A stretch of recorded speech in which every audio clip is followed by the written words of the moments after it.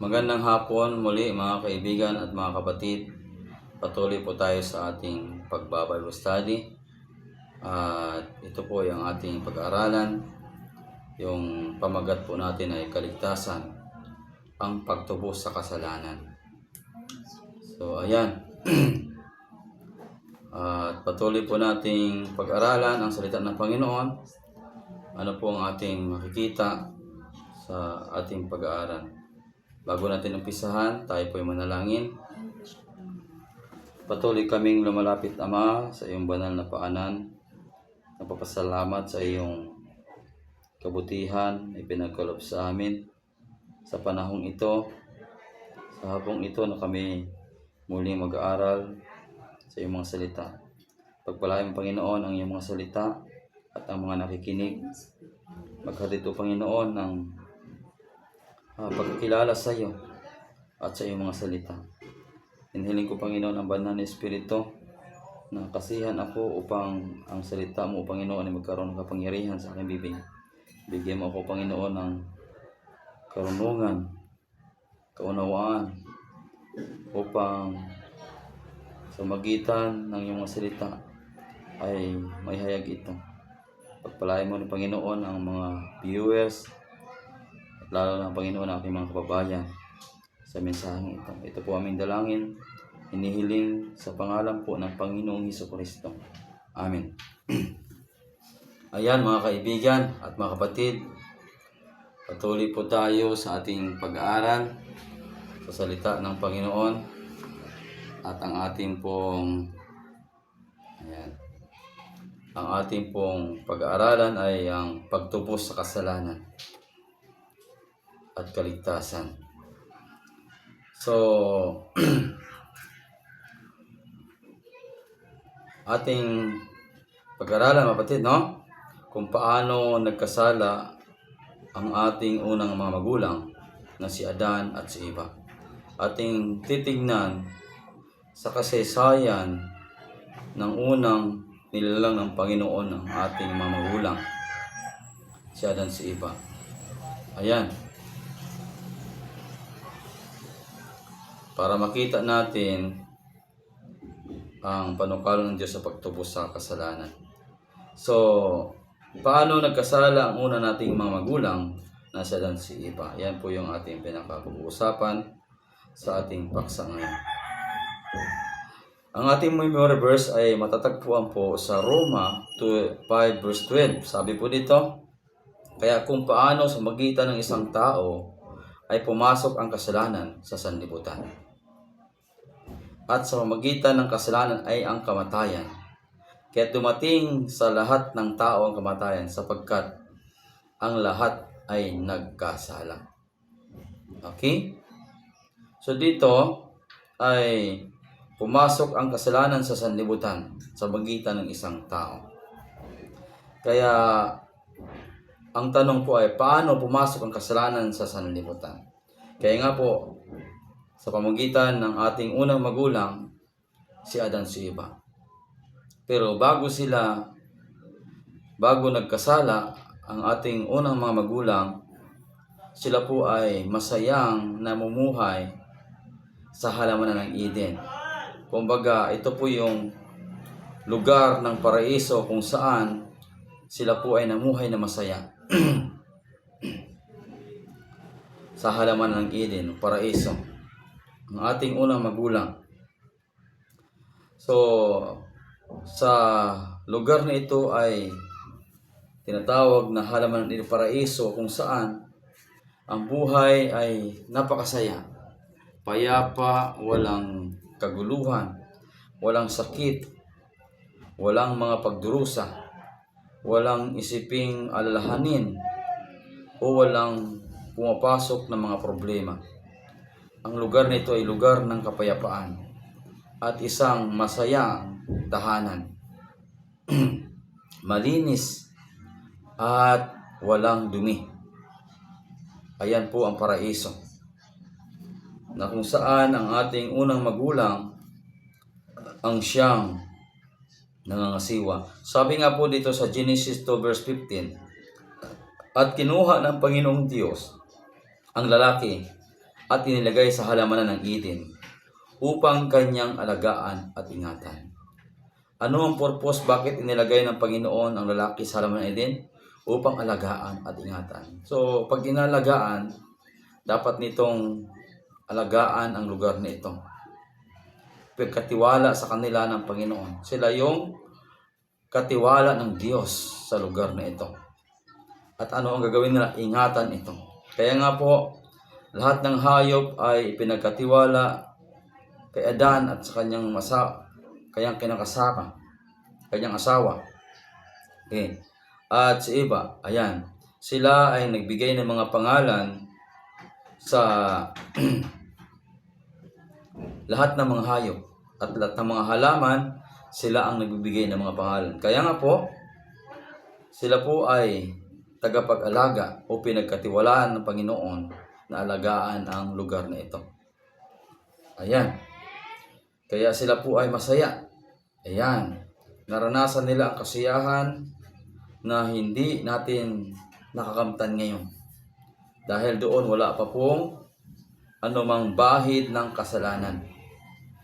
Wala pang kaguluhan. Po, masaya, mapayapa, at malinis ang kapaligiran. Lahat ng iyong nakikita ay nagpapakita ng pag-ibig ng Diyos. Lahat ng gumagalaw, halaman man, hayop, ay nagpapakita na ang Diyos ay pag-ibig. Subalit, nilikha ng Panginoong Diyos ang tao na may kalayaan sa pagpili. Yan po yung kalagayan ng tao, maging ang anghel. No? Ating ulitin, update. Mayroon po silang kalayaan sa pagpili. Una, ano ba ang kalayaan sa pagpili? Ang kalayaan sa pagpili, ito po yung kaloob ng Diyos sa tao. Regalo po niya yan. Ito rin po yung kakayanang magdesisyon. Kaya hindi tayo nilikha ng Panginoon na robot na sunod-sunuran. Binigyan tayo ng kakayang magdesisyon na pumili o susunod o hindi. No? So, ang kalayaan sa pagpili ay kakayahang ipinagkaloob ng Diyos sa tao na pumili ng tama at mali. Yan po yung kapatid. Kaloob po ng Panginoon yan.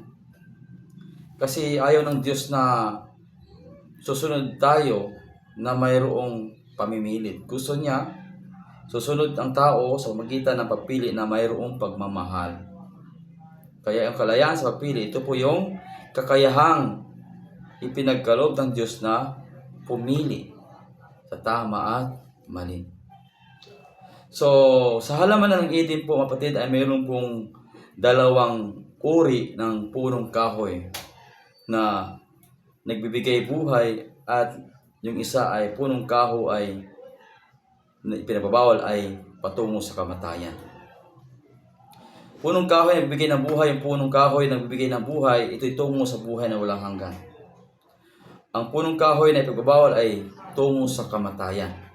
Dalawang puno ay nagpapakita ng katiyakan ng buhay at kamatayan, na ito po'y kumakatawan sa kautusan ng Diyos, na ang kautusan ng Diyos ay nagpapakita ng pagpili. Kaya nga po, kung hindi sila magkakasala ay ang punong kahoy ng buhay matili itong pagkain nila. Subalit ay nagbigay ang Panginoon ng punong kahoy ng ipinagbabawal upang makita ang kanilang katapatan sa Diyos. Okay? Ang punong kahoy ay nagpapakita ng pagpili. Ang punong kahoy na ipababawal ng Diyos ay kumakatawan sa kautusan ng Diyos na nagsasabi na huwag mong gawin. Yan po, kapatid. Ito po ay subukan ng katapatan. Dito po matatesting ang katapatan ng ating unang magulang kung sila ay manatili sa salita ng Panginoon o hindi. Ayan, subukan ng katapatan. Sabi ng Genesis 2 verse 16, at inutos ng Panginoong Diyos sa lalaki na sinabi, sa lahat ng punong kahoy sa halamanan ay makakain ka ng may kalayaan. Ang ibig sabihin po, bukod sa isang punong kahoy na ipinagbabawal ng Panginoon, lahat maliban sa isa ay malaya kang makakain. Sa lahat ng punong kahoy na pwedeng kainin ay pwedeng kainin, malaya.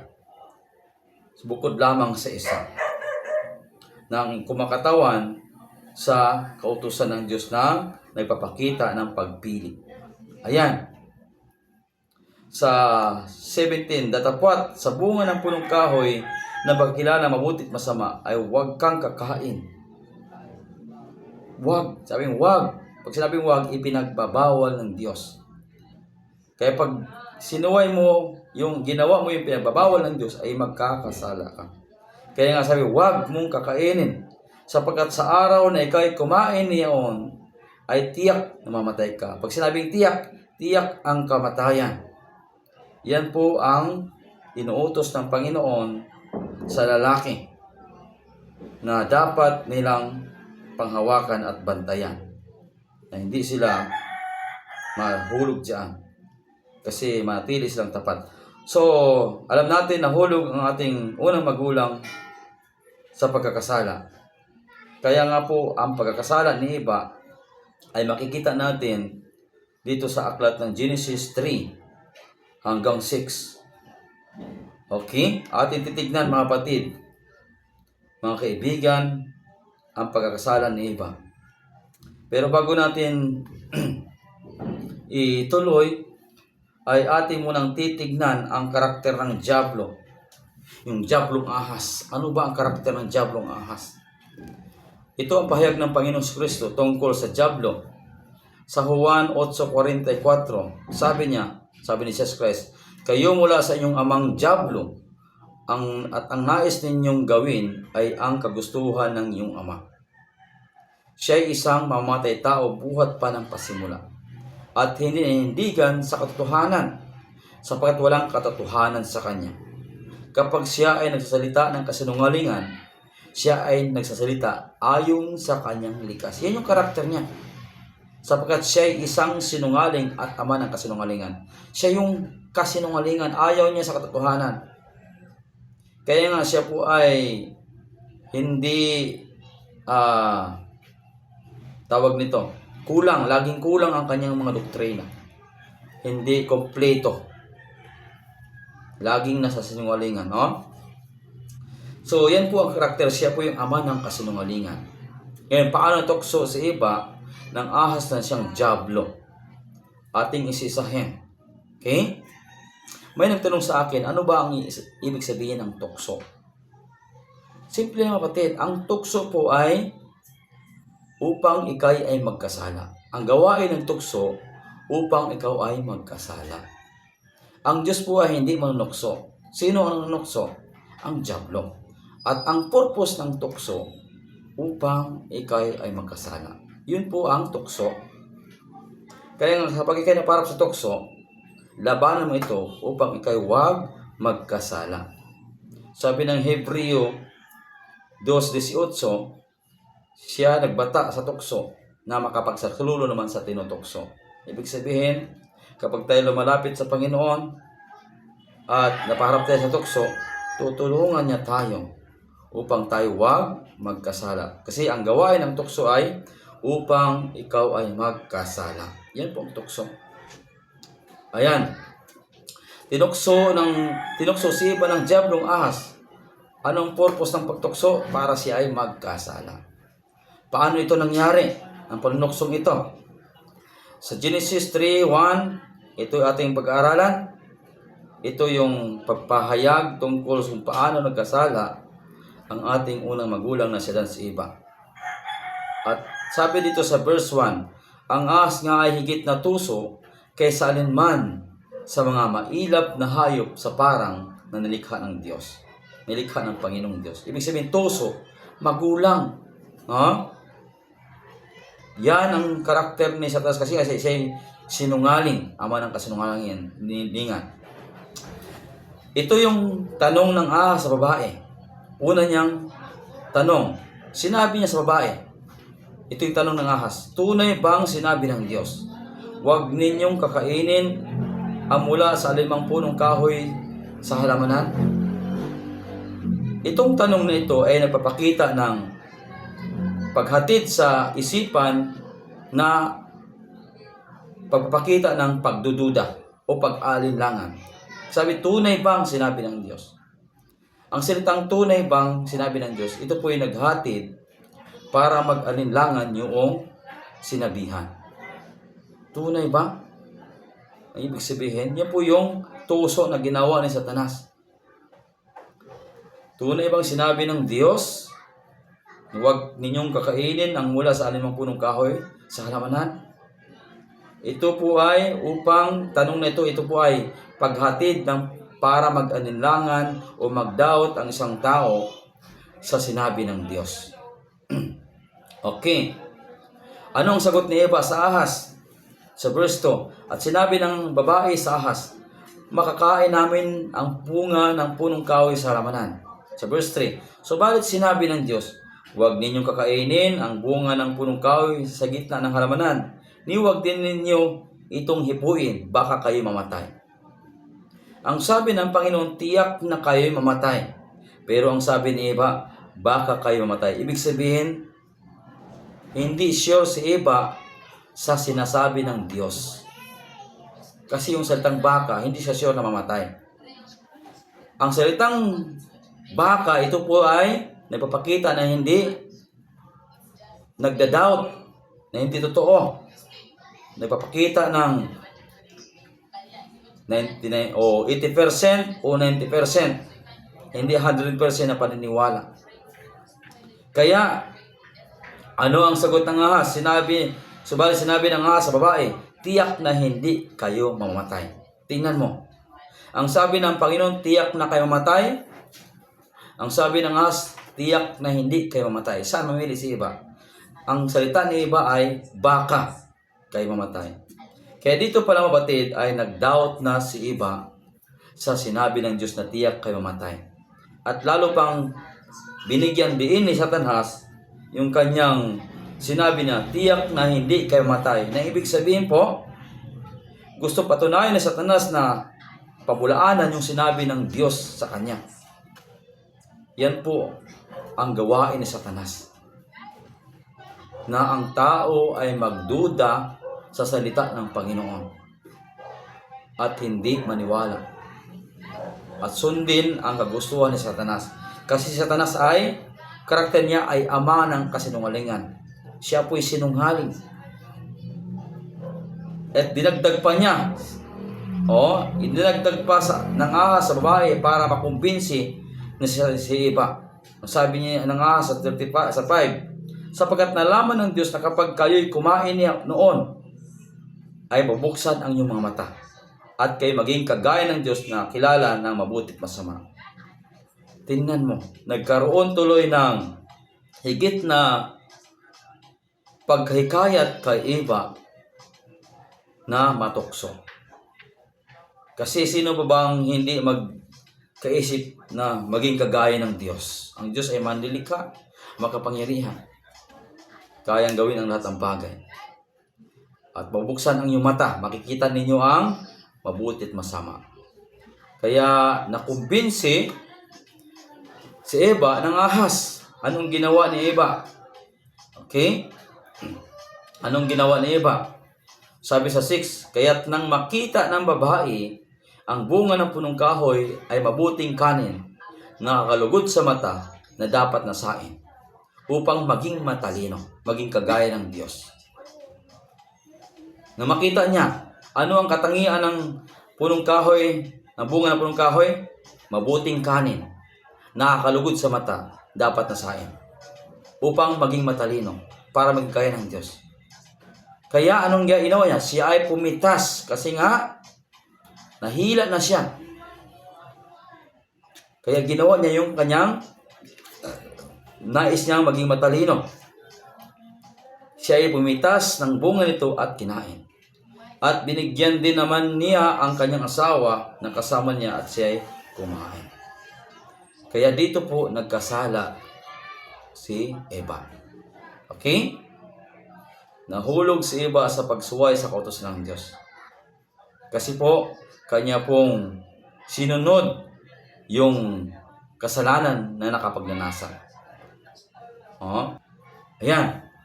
So, nagkasala ang ating unang magulang. si Adan sa pagsuway sa kautusan ng Diyos. At anong nangyari sa kanila ng mag-asawa? Sa 7, nadilat kapwa ang kanilang mga mata at kanilang nakilalang sila'y hubad. At sila'y tumahi ng dahon ng puno ng higos at kanilang ginawang panapi. Ayan. Ano ang ginawa ng mag-asawa sa harapan ng Panginoon? Sabi sa 8:9, at narinig nila ang tinig ng Panginoong Diyos na lumalakad sa halamanan, na nagtago ang lalaki at ang kanyang asawa sa harapan ng Panginoong Diyos sa pagitan ng punong kahoy sa halamanan. Nagtago sila doon sa punong kahoy. At tinawag ng Panginoong Diyos ang lalaki na sinabi, "Saan ka naroon?" Bakit hinanap ng Panginoon? Hindi ba alam ng Panginoon ang kanyang nangyari sa kanila? Alam ng Diyos. Bakit nagtanong ang Panginoon? Ito ay pagpapakita ng pag-iimbestiga ng Diyos sa taong nagkasala. Okay? Tinitignan ng Panginoon ang kanilang kalagayan, kung ano ang kanilang maging reaksyon sa kanilang ginawa kasalanan. Kaya sila tinatanong. Okay, anong sagot ni Adan sa Panginoon? 3:10-11. At sinabi niya, "Narinig ko ang iyong tinig sa halamanan at ako'y natakot sapagkat ako'y hubad at ako'y nagtago." Yan naman talaga ang buhay ng isang tao kapag nagkasala, nagtatago. Di ba, pag nakagawa ka, nagnakaw ka, at hinahanap ka, magtatago ka. Kasi alam mo ang ginawang kasalanan. Kapag nahuli ka, kulong ka. Nagtago kasi nga natakot siya. Pero ang Diyos ay, ang purpose ng Panginoon ng pagtanong ay mayroon pong layunin. Okay? Mamaya makita natin. Sa 11, at sinabi niya, "Sinong nagsabi sa iyong ikaw ihubad?" Unang tanong dalawang tanong ito mapatid. Sinong nagsabi sa iyong ikaw ihubad? Nakakain ka ba ng bunga ng punong kahoy na inutos ko sa iyong huwag mong kainin? Yang dalawang tanong ano ang tugon ni Adan sa tanong ng Panginoon sa kanya? At sinabi ng lalaki, ang babaeng ibinigay mo sa akin makasama ang nagbigay sa akin ng bunga ng punong kahoy at ito'y aking kinain. Ang babae naman tinanong ng Panginoon. Sinabi ng Panginoon sa babae, ano itong iyong ginawa? Anong sagot ng babae? Dinaya ako ng ahas at ako'y kumain. So dito mapatid, mahalaga po natin maunawaan itong dalawang tanong ng ginawa ng Panginoon kay Adan si Eva. Ito po yung mahalagang tanong sa mga tao ngayon. Ang tanong ay, ano ang purpose ng pagtanong ng Panginoon sa kanilang dalawa? Ang babae, ang lalaki, ang sagot, tinuro si Eva. Hindi niya inamin ang kasalanan. Si Eva, tinuro ang ahas. Okay, ano ang purpose ng pagtanong ng Panginoon Diyos sa kanilang dalawa? Sabi ng Panginoon, sinong nagsabi sa iyong ikaw hubad? Nakakain ka ba ng punong kahoy na inutos ko na huwag mong kainin? Sino nagsabi sa kanya si hubad? Siya mismo nakakita ng kanyang kahubaran. Wala nagsabi kay Adan at Eva na sila'y hubad. Sila mismo nakakita noon. Okay? Pero bakit tinanong ng Panginoon ng ganon? Ng dalawang tanong. Sino nagsabi sa hubad? Nakakain ka ba ng punong kahoy na inutos ko huwag mong kainin? So, ang gusto ng Panginoon, sa pagtanong ng Panginoon, gustong ipakita sa kanila ang dahilan ng kanilang pagiging hubad o makasalanan. Kaya tinanong sila ng Panginoon, sinong sa iyo nagsabing ikay hubad? Nakakain ka ba ng punong kahoy na aking inutos mo kong kainin? Bunang punong kahoy? Dapat ang saguton, opo Panginoon. Ang dahilan ng aking pagiging hubad ay ang paglabag ko sa iyong kautusan. Gusto ng Panginoon kilalanin ni Adan at Eva yung dahilan ng kanilang pagiging makasalanan. Maraming mga tao ngayon nagka-claim sila na ako'y makasalanan. sa harapan ng Panginoon. Pero hindi nila alam ang dahilan ng kanilang pagiging makasalanan. Ang dahilan po ng tao pagiging makasalanan, dahil nilabag nila ang utos ng Diyos. Hindi ka maging makasalanan kung wala kang nilabag. Wala kang sinuway sa kautusan ng Diyos.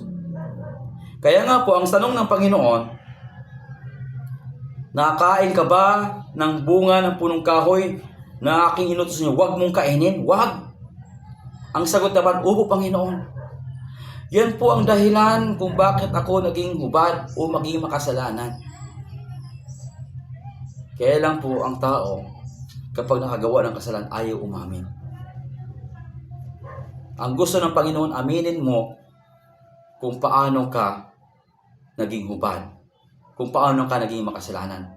Ang dahilan bakit naging hubad ang isang tao, dahil sa paglabag sa kautusan ng Diyos. Tandaan natin po yan, mga kapatid. Ha? Mahalagang tanong.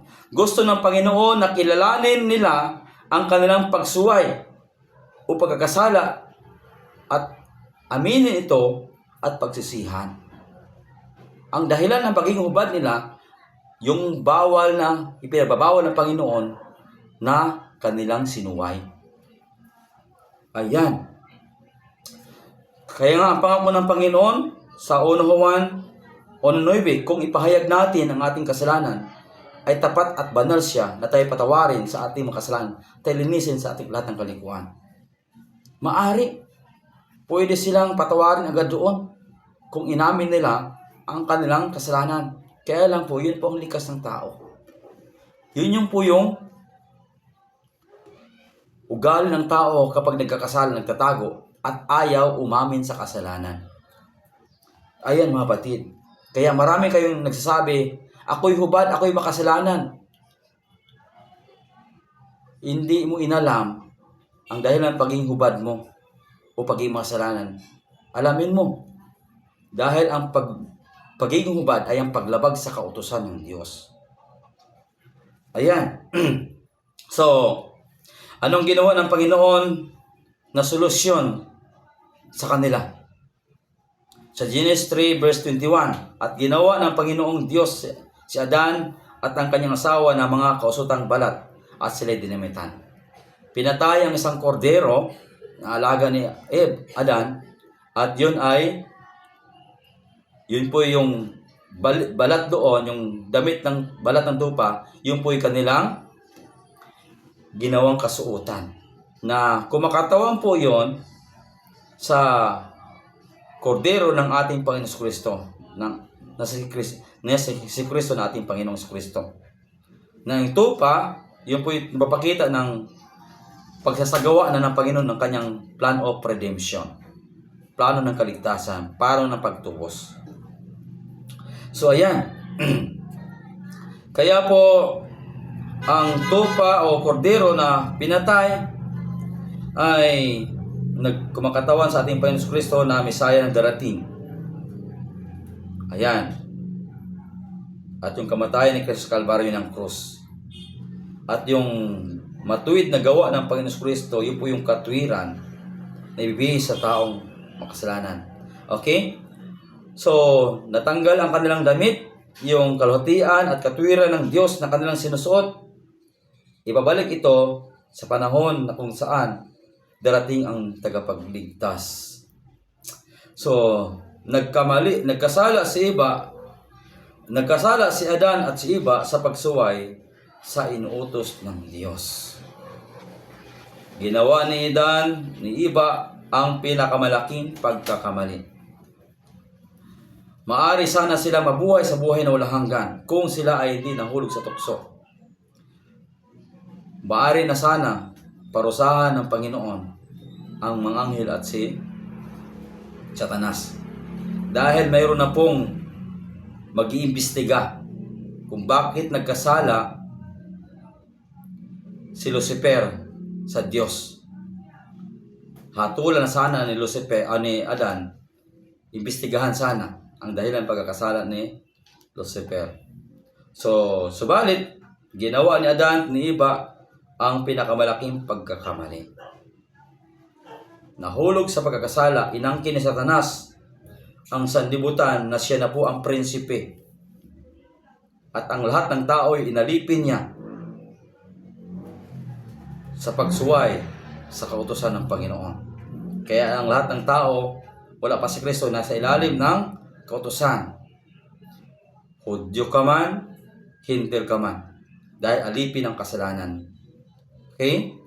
Binuksan ni Adan at Eva ang pinto ng Diablo, sa Diablo, kaya siya ay nagpasok at nagkalat ng kalungkutan at paghihirap at kamatayan. Nung pinalayas sila sa halamanan ng Eden, ang ating unang magulang, doon nila nakikita ang resulta ng kanilang pagsuway. Nagpasimulang kapighatian, kahirapan, kalungkutan, at higit sa lahat, unti-unti na silang tumatanda dahil sa kanilang pagsuway. At nakikita nila na ang kanyang anak ay pinatay ang kapwa niya anak. Si Cain pinatay si Abel. Yan mga kapatid, na nakikita ang pag-agos ng kasalanan, bunga ng kasalanan. Kaya nga sa Spirit of Prophecy, nabuhay si Adan ng puno ng pagsusumakit at pagsisisi sa harapan ng Diyos. Nakita na saksihan niya, maging sa kanyang mga anak, ang ibinunga ng kanyang pagsuway. Ayan. Kaya ang lahat ng mga kahirapan naranasan sa sanlibutan, ito po ay dahilan sa pagpasok ng kasalanan sa sanlibutan. Kaya nga ang tanong, He is responsible. Sino ang responsibilidad ng lahat ng kamatayan, kagutom, gira, lahat ng mga sakuna ng nangyayari sa sanlibutan? Hindi po ang Diyos, kundi ang Diablo. Siya po ang may responsibilidad sa lahat ng mga pangyayaring ito. Ang lahat ng pagdurusa ay resulta ng kasalanan, mapadirikta man o hindi. Yan po ang ibinunga ng pagsuway ng ating unang magulang. Ayan. Kaya tama po yung sinabi ng Roma 5:12 at memory verse. Kaya kung paano sa magitan ng isang tao ay pumasok ang kasalanan sa libutan, at sa magitan ng kasalanan ay kamatayan. Kaya dumating sa lahat ng taong kamatayan. Bakit? Sapagkat ang lahat ay nagkasala. Lahat ay sumuway. Lahat ay lumabag sa kautusan ng Diyos. Sa Roma 3 verse 23, sapagkat ang lahat ay nagkasala at hindi nakaabot sa kautusan ng Diyos. Pag sabi nagkasala, lumabag ka.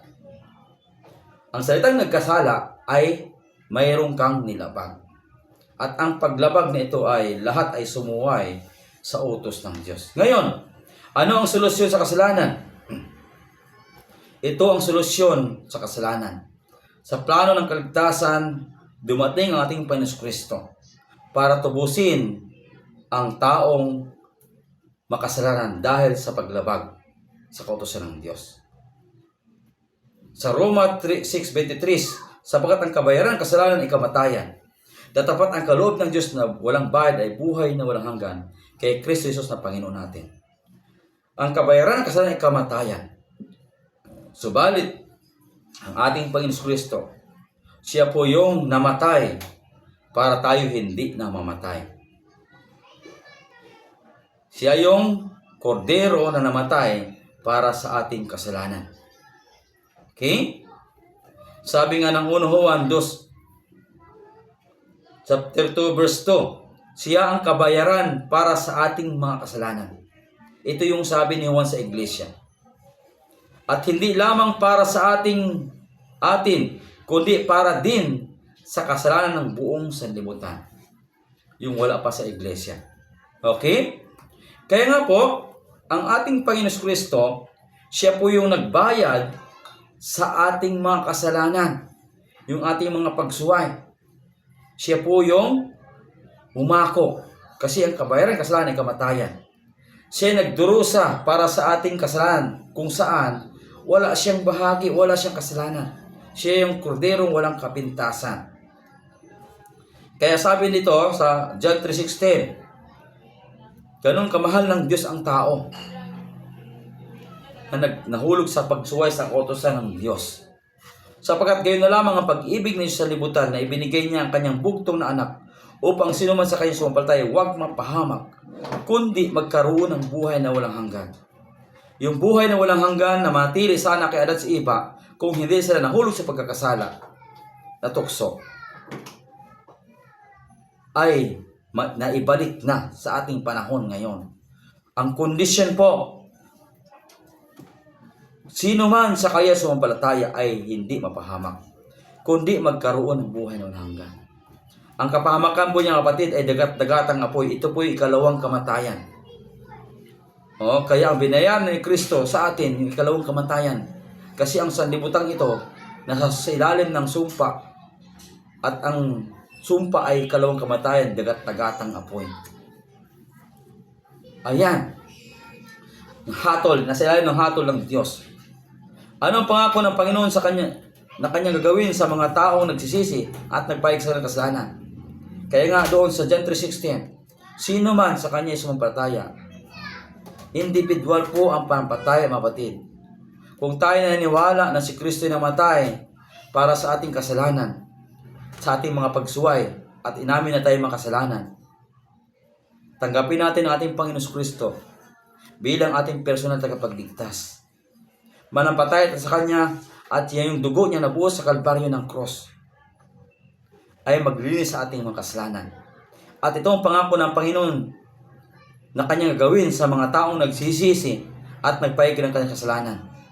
Sa 1 Juan 3, kung ipahayag natin ang ating kasalanan, tapat at banal siya, at ay patatawarin sa ating mga kasalanan at ay linisin sa lahat ng kalikuan. Papatawarin tayo ng Panginoon. Gaano man kalaki ang ating kasalanan, patatawarin ng Panginoon. Ang kailangan lang po ipahayag natin. Ang pagsisisi po ay pag-amin o pagkilala sa kasalanan.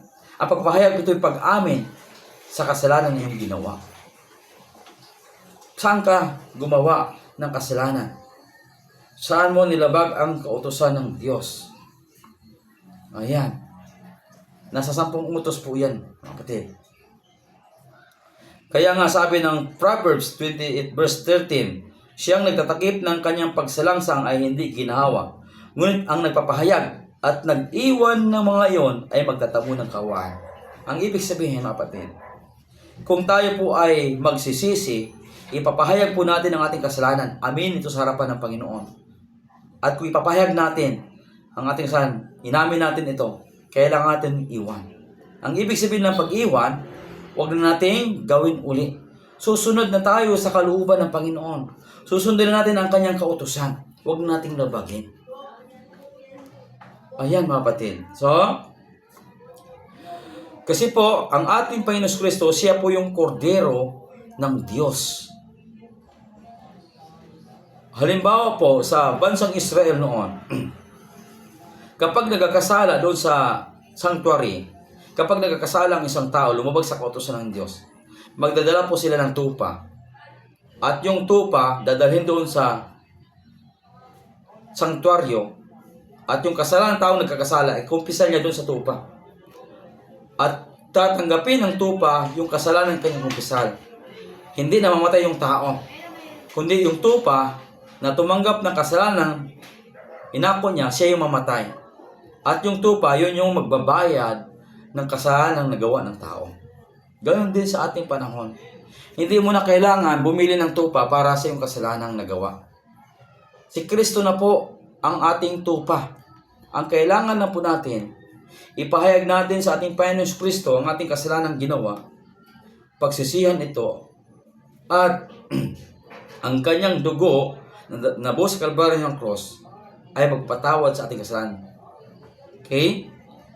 Kailangan po ang tunay na pananampalataya. Sabi nga ng 1 Juan, sino mang gumawa ng kasalanan ay lumabag din naman sa kautusan. At ang kasalanan ay paglabag sa kautusan.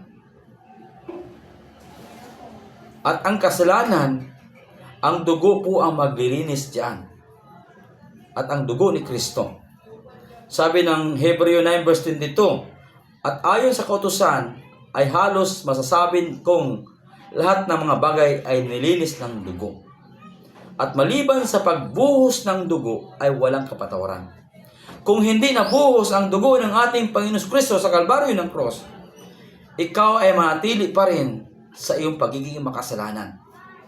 Pero dahil ang dugo ni Kristo ay nabuhos sa Kalbaryo ng cross, sa iyong pagiging makasalanan, sa ating pagiging makasalanan, kung tayo magsisisi, tiyak ang kapatawaran sa ating kasalanan sapagkat ang dugo ni Kristo ay sapat upang tayo malinis sa ating mga kasalanan. Ang kailangan lang po ay aminin natin ng ating kasalanan, manampalataya tayo at magsisisi sa ating kasalanan, ipahayag natin ito talikuran. Ayan. Sabi dito sa Pedro 1:18 hanggang 19, nalalaman ninyo, sabi niya sa iglesia noon, nalalaman ninyong kayo'y tinubos mula sa inyong walang kabuluhang paraan ng pamumuhay, niminana ninyo sa inyong mga ninuno, hindi na mga bagay na sisira, kundi na mahalagang dugo ni Kristo, gaya ng korderong walang kapintasan at walang dungis. Kaya nga, saan tinubos ang iglesia noon? Sa walang kabuluhang paraan ng pamumuhay na minana sa inyong ninuno. Yung mga pagsuway, malabagin sa kautusan ng Diyos, hindi sumusunod, yung mga paraan ng pamumuhay na wala sa Panginoon, laging sumusuway, doon tayo tinubos. Doon tinubos ang iglesyang ito. Ayan. At ang mahalagang dugo ni Kristo, gaya ng kordero, walang kapintasan at walang dungis. Kaya nga si Kristo po ay matuwid sa kanyang pagsunod sa kautusan. Yun po yung kanyang katwiran. Si Kristo ang biyaya para sa ating kasalanan. Sapat ang biyaya ng Panginoon. Tanggapin mo lang ang biyayang ito sa magitan ng palataya, tunay na palataya. At kung tunay, kilalanin natin ang ating paglabag at pagsisisihan natin ito. At sapat ang biyaya ng Panginoon at pangako ng Panginoon tayo patatawarin. No? Ito ang sabi ng Panginoon. Panahon na ngayon, kapatid, mga kaibigan. Kaya ito yung ating pangaral. Sabi ni Jesus Christ, at ako, kung ako'y maitaas na mula sa lupa, at lahat ng tao ay palapitin ko, ang lahat ng mga tao ay palalapitin ko sa akin. Naitaas ng ating Panginoon Kristo, na bayubay na sa Kalbaryo ng cross. Ito ang panahon na lumapit tayo sa Kanya. Nagawa na po ang pagtubos ni Kristo sa kasalanan 31 AD. Pero tayo, hindi natin kinikilala yung ating paglabag ang pagiging makasalanan. Kung kilalanin natin ito, si Kristo ay sapat ang kanyang kamatayan sa Kalbaryo ng cross upang tayo matubos sa ating kasalanan na paglabag natin sa kautusan. Ito ang pangako ni Jesus Christ. Ang lahat na ibinigay sa akin ng Ama ay magsilapit sa akin. At ang lumalapit sa akin sa anumang paraan ay hindi ko itataboy. Hindi ka itataboy ng Panginoon. Ang kailangan lang natin ay lumapit tayo sa ating kalagayan. Sabi ng James 4 verse 8, lumapit kayo sa Diyos at siya'y lalapit sa inyo. Siya'y lalapit sa inyo. Kaya nga po, tayo binigyan ng Panginoon ng freedom of choice. Ang kalayaan sa pipili, ito pipiliin natin kung paano tayo sasampalataya sa Panginoon. Sapagkat ang sino man sasampalataya sa Kanya, sabi ni John 16, yan po'y pakita ng individual na pagpili. Sino mang sumampalataya sa Kanya ay hindi mapahamak, kundi magkaroon ng buhay na walang hanggan. Choice po ang kaligtasan, mga kapatid. Kung gusto mo makasama si Kristo,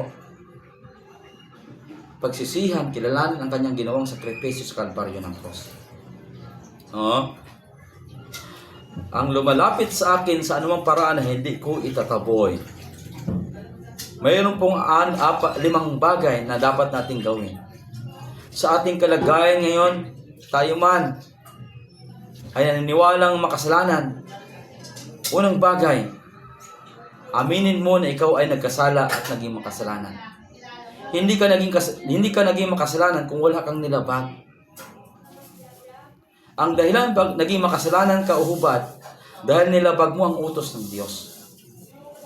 Yan po ang katotohanan. Ayan.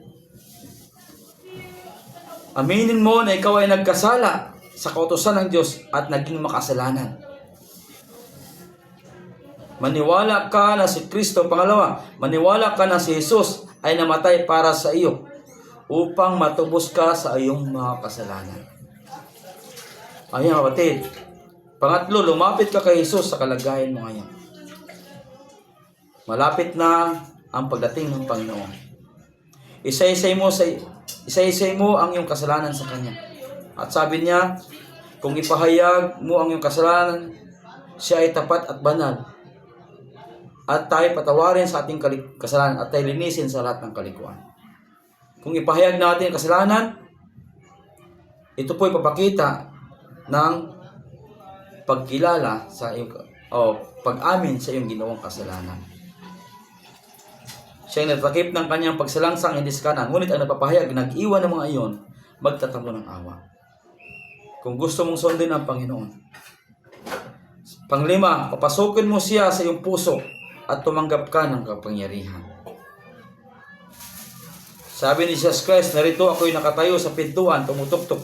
Kung ang sino man dumirinig sa aking tinig at magbukas ng pinto, ako'y papasok sa kanya at kasalo niya at siya'y kasalo ko. Ang puso, mga kapatid, ay diyan po ang papakita ng iyong desisyon, pagpili.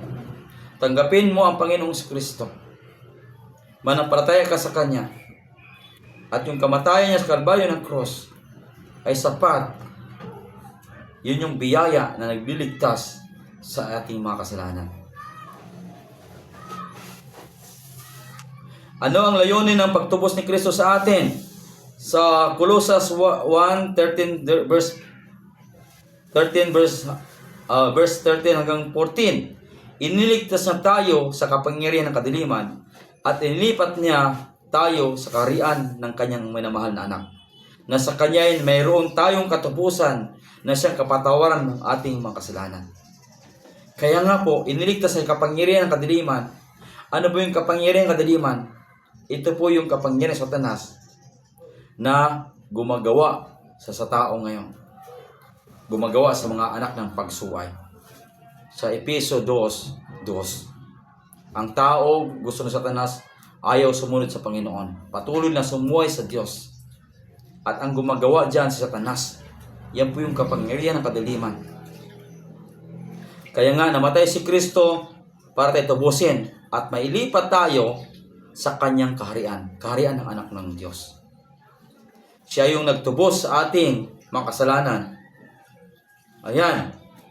Sabi ng Galatia 1 verse 4 na nagbigay ng kanyang sarili dahil sa ating mga kasalanan upang tayo kanyang mailigtas mula sa kasulukuyang masamang kapanahunan ayon sa kalooban ng ating Diyos at Ama. Dahil sa pag-ibig ni Kristo sa sangkatauhan, ibinigay niya ang kanyang sariling pangtubos sa ating mga kasalanan upang tayo'y mailigtas. Mga kaibigan, mga kapatid, kababayan, sa atin po ay nasa panahon na ngayon upang tayo po ay lumapit sa ating Panginoong Kristo. Tigilan na po natin ang paglabag sa kautusan ng Diyos. Sumunod na po tayo. I-stop na po natin ang ating kasalanan. Sapat ang biyaya ng Panginoon para sa ating mga pagsuway, sa ating pagkakasala. Ito ang sabi ni Juan 3:8. Ang patuloy na gumagawa ng kasalanan ay sa dyablo. Kung patuloy nating suwayin ang utos ng Diyos, sa dyablo tayo. Sapagat buhat pa ng pasimula ay nagkasala ng dyablo. Dahil dito ay nahayag ang anak ng Diyos upang wasakin ang gawa ng dyablo. Ang gawa ng dyablo, ang tao ay panatilihin sa pagiging makasalanan, sa pagsuway sa utos ng Diyos. Nahayag si Kristo na bayubay sa Kalbaryo ng cross upang ang tao ay magkaroon ng pag-asa sa kapangyarihan ng kadiliman upang matubos sila sa kanilang mga pagkakasala at ipahayag, aminin ang kasalanan at ang dugo ni Kristo na nabuhos sa Kalbaryo ng cross ay sapat sa ating mga kasalanan. Tanggapin natin siya, Panginoon, mga kapatid. Si Kristo lang po ang ating tagapagligtas. Walang ibang pangalan sa silong ng langit na ibinigay sa tao na sukat ang ikaligtas, kundi ang pangalan ni Jesus Christ. Gawa 4:12. Sabi ni Jesus Christ sa Juan 6:40, ang nakita sa anak at saka sa mabaltaya ay magkaroon ng buhay na walang hanggan. At bubuhayin ko sa huling araw. Mga kapatid, walang ibang pangalan sa silong nakakaligtas ng tao, si Jesus Christ lang. Si Kristo po ang tagapagligtas. Ang kanyang kamatayan at kanyang dugo sa kalbaryo ng cross ay nabuhos para sa ating mga paglabag, para sa ating mga kasalanan. Kilalanin natin ang ating mga pagsuway sa harapan ng Diyos at pagsisihan ito at talikuran. Maraming salamat po, kapatid. Yan po yung pagtubos ng Panginoon sa sangkatauhan. Ginawa na po niya ito 31 AD. Habang po ang biyaya ng Panginoon, may bisa pa ang kanyang dugo bago siya titigil sa sanctuary sa langit. Panahon na upang tayo po'y sumampalataya sa kamatayan ng ating Panginoon Kristo. Tanggapin siya bilang personal na tagapagligtas, pagsisihan ng kasalanan at talikuran ito. Nawa ang mensahe ito ay pagpapala sa atin, maghatid ito sa ating kaligtasan sa buhay na walang hanggan. Sa ating pagtatapos tayo manalangin. Mahal naming Diyos, maraming salamat po sa iyong pag-ibig sa katauhan na ibinigay mo ang iyong anak upang katupusan sa aming kasalanan. O dakilang Diyos, nakita namin ang aming pagsuway. Ang dahilan ng pagiging hubad namin, O Diyos, ay ang paglabag sa kautusan. Nakita namin, Panginoon, ang dahilan ng pagiging makasalanan. Subalit, ikaw ay pag-ibig, ibinigay mo yung anak upang ang kasalanan ay magkaroon ng solusyon. Sa magitan ng dugo ng aming Panginoon Kristo, nabuo sa kalbaryo ng cross, ay magpapatawad ang kasalanan kung kami, Panginoon, ay sasampalataya at magsisisi sa aming mga kasalanan. Pagpalayang, Panginoon, ang mga nakikinig sa mensaheng ito. Maghatid ka, Panginoon, ng pagbabago at kaligtasan sa bawat tao na gustong tumanggap sa panampalataya. Ito po aking hiniling at dalangin, pinasalamatan sa pangalan ng Panginoong Jesucristo. Amen. God bless po, mga kapatid. Pagpalayan po tayo ng ating mahal na Panginoong Jesus. Amen.